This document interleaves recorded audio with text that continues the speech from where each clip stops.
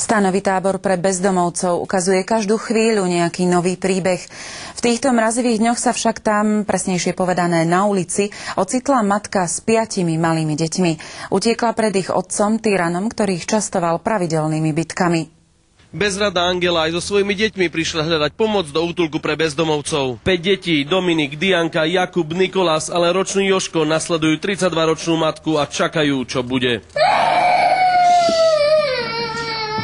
Len čo sa Angele narodilo prvé dieťa, musela odísť od brata, čo bral drogy. Útočisko hľadala u rodičov svojho prvého partnera, s ktorým má 2 najstaršie deti, 9-ročného syna a 7-ročnú dcérku. Dom však predali jeho súrodenci a odtedy sa ocitla bezdomová a s deťmi hľadá nocľah, kde sa dá.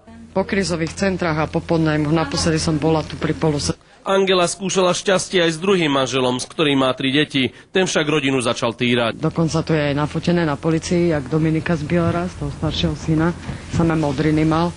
Deti chodia riadne do školy, no po obede už hľadali s matkou miesto, kde sa zloží na spanie. Bohužiaľ, s deťmi nemôžete bývať. Tu bývajú len dospelí ľudia. Angelina materská podpora a prídavky na deti nedosiahnu ani 8 000 korún na mesiac. Ani jeden z otcov neprispieva ani korunu.